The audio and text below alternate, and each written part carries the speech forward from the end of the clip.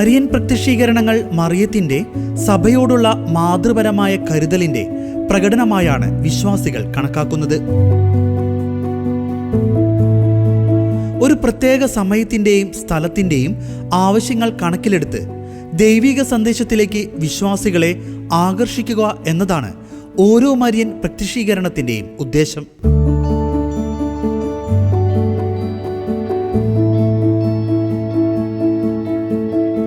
ജപ്പാന്റെ വടക്ക് പടിഞ്ഞാറ് അക്കിത്ത എന്ന പ്രദേശത്തായി സ്ഥിതി ചെയ്യുന്ന സേതേയ് ഹോഷിക്കായ് എന്ന കത്തോലിക്ക കോൺവെന്റിലെ ചാപ്പലിലാണ് പരിശുദ്ധ അമ്മയുടെ ഈ അത്ഭുതം നടക്കുന്നത്.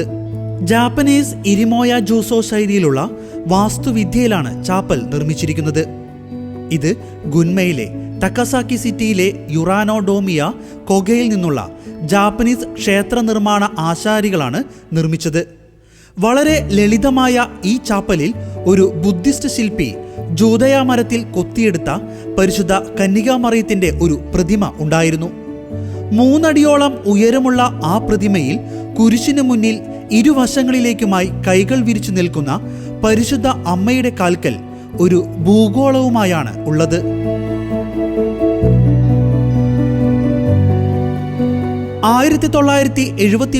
മെയ് 12 സിസ്റ്റർ ആഗ്നസ് കാറ്റ്സുക്കോ സസഗാവ എന്ന ഒരു കന്യാസ്ത്രീ institute of handmaids of holy യുക്രിസ്റ്റിന്റെ മഠത്തിൽ ചേർന്നു. സിസ്റ്റർ ആഗ്നസ് പൂർണ്ണമായും ബധിരയായിരുന്നു.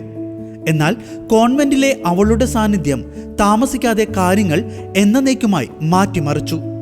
1973 ജൂൺ 12 സിസ്റ്റർ ആഗ്നസ് സസഗാവ ജപ്പാനിലെ അക്കിത്തയിലുള്ള തന്റെ കോൺവെന്റിലെ ചാപ്പലിൽ പ്രാർത്ഥിക്കുമ്പോൾ അൾത്താരയിലെ ദിവ്യസക്രാരിയിൽ നിന്ന് ഉജ്ജ്വലമായ പ്രകാശകിരണങ്ങൾ പുറപ്പെടുന്നത് കണ്ടു.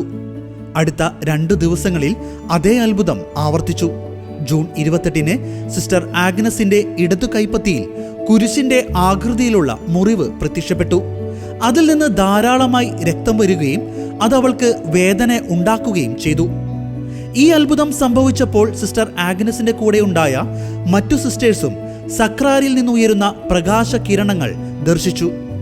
ജൂലൈ 6 സിസ്റ്റർ ആഗ്നസ് പ്രാർത്ഥിക്കുമ്പോൾ ചാപ്പലിൽ ഉണ്ടായിരുന്ന കന്യകാമറിയത്തിന്റെ പ്രതിമയിൽ നിന്ന് ഒരു ശബ്ദം കേട്ടു.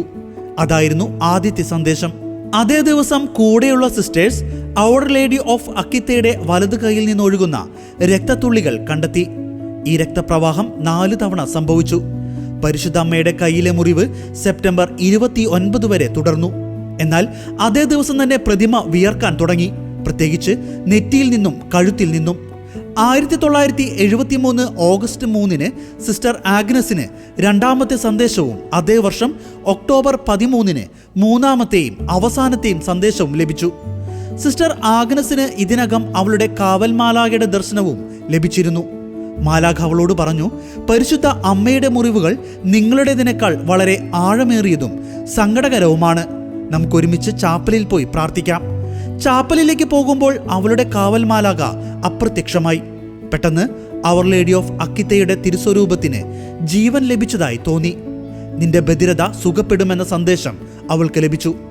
മാർപ്പാപ്പയ്ക്കും ബിഷപ്പുമാർക്കും പുരോഹിതന്മാർക്കും വേണ്ടിയും വളരെയധികം പ്രാർത്ഥിക്കാനും അവളോട് നിർദ്ദേശിച്ചു. 1975 ജനുവരി 4 അവർ ലേഡിയുടെ പ്രതിമ കരയാൻ തുടങ്ങി. 6 വർഷവും 8 മാസവും വിവിധ സന്ദർഭങ്ങളിൽ കരയുന്നത് തുടർന്നു. അവസാനമായി കരഞ്ഞത് 1981 സെപ്റ്റംബർ 15 വ്യാകുലമാതാവിന്റെ തിരുനാളിന് ആയിരുന്നു. ആകെ 101 ദിവസങ്ങളാണ് അവർ ലേഡി ഓഫ് അക്കിത്ത കരഞ്ഞത്. 101 എന്ന സംഖ്യയുടെ അർത്ഥവും കാവൽ മാലാഖ അവൾക്ക് വെളിപ്പെടുത്തി കൊടുത്തു.